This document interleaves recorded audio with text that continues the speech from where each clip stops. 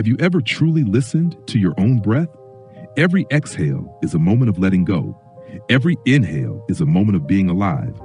But there is one breath, softer than all others, that has nourished you since the moment you first cried until you learned to love, to laugh, to grow. That is the breath of a mother. Tonight, let's return to a quiet immigrant town in Sacramento Valley where that breath still lingers, in the wind. In a small town outside Fresno stood a weathered mobile home by a dusty road where a mother and her son shared a modest life. Her name was Lan Nguyen, 50-something, her skin tanned by years working under the California sun. Her son, Tommy, 16, was old enough for school, but had to drop out halfway. His father had died years ago in a factory accident, leaving the two of them to depend on each other through the long, heavy days of poverty. Every morning, Lan drove her old pickup to a nearby farm to pick strawberries and oranges. In the evenings, she'd return home tired, still managing to cook rice, fix clothes, and smile at her son through the flickering kitchen light. Money was never enough. Many nights, Tommy woke to find his mother mending clothes at the small dining table, her hands shaking slightly as she held the needle.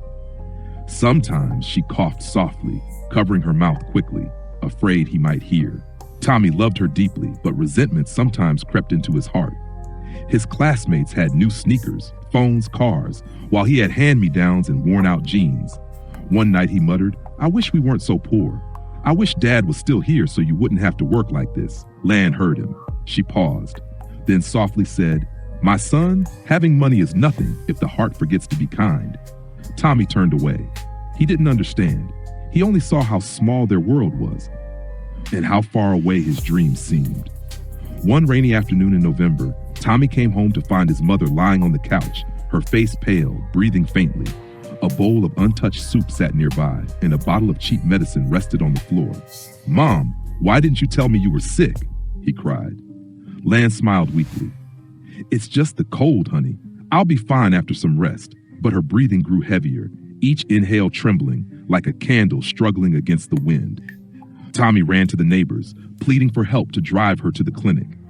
Everyone cared, but few had cars, and fewer had money to spare.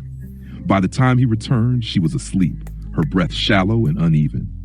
That night, for the first time, Tommy sat beside her, listening to every fragile breath, his chest tightening with a fear he had never known, the fear that one day that sound would disappear. After that winter, Tommy decided to leave for Los Angeles. He told his mother he'd find better work and send money home every month. But deep down, he just wanted to escape from poverty and from the pain of watching her fade. In the city, he worked every job he could, washing dishes, lifting boxes, scrubbing floors. Slowly, he learned to talk smoother, dress better, dream bigger.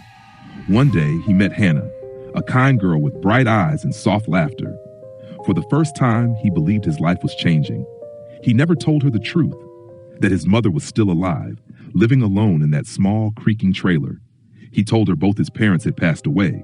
He feared she might pity him, or worse, leave. Years went by. Tommy became a warehouse supervisor. He had money, a small apartment, even a used car. He thought he'd made it. But at night, when the city fell silent, he could still hear it. His mother's faint cough echoing in his dreams, and that fragile breath like the whisper of wind over dry fields. One cold evening, a letter arrived, postmarked from Fresno. The handwriting was shaky. "Your mother is very weak now. If you read this in time, please come home. She still waits for you, with every breath." Tommy froze. His hands trembled as he read the words. Tears blurred his vision. But he hesitated. "I can't take time off work now. Maybe next week." He folded the letter and placed it in his desk drawer.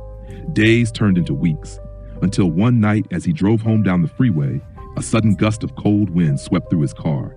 And in that wind, he heard a voice, faint, trembling. "Tommy, come home, my son." He hit the brakes, heart pounding. For a moment, he swore he felt a hand on his shoulder, gentle, familiar, then gone. He drove all night back to Fresno. When he arrived, the small trailer stood silent.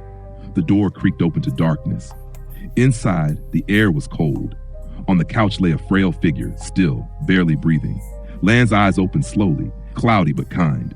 When she saw her son, she smiled faintly. "Tommy, you came home. I thought I wouldn't make it." He dropped to his knees, holding her hand tightly. "I'm sorry, Mom. I was wrong. I forgot you." Her lips trembled with her final breaths. No, my son, I was never angry. Just remember, this breath still lives for you. Outside, the wind rustled through the orange trees. Inside, the old lamp flickered and went out. That night, Tommy sat beside her body, listening to every fading breath until there were none. Mom! Mom! He cried, but only the wind replied. 3 days later after the funeral, Tommy sat on the porch watching the incense smoke drift into the pale California sky. In the still air, he felt something, a soft, warm breath passing through the wind. That night, in his dream, he saw her again, in her old sweater, smiling gently.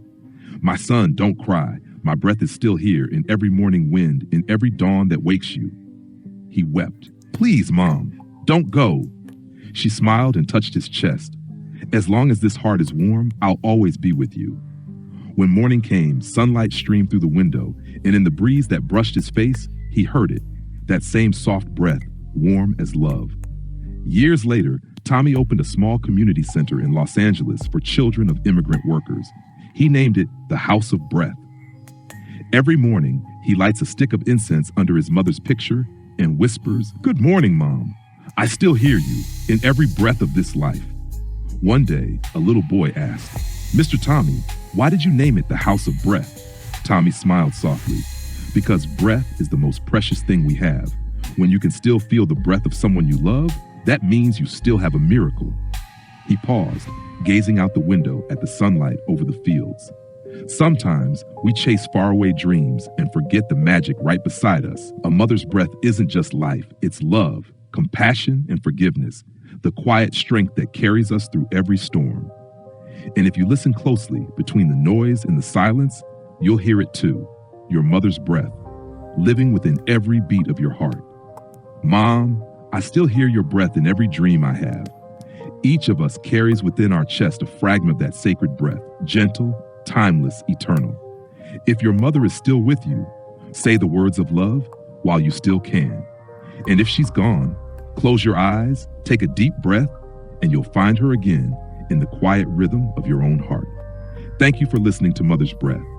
If this story touched your soul, please like, comment, and subscribe for more midnight stories of love, loss, and the fragile beauty of being alive. Because sometimes, between darkness and breath, we find the light of love again.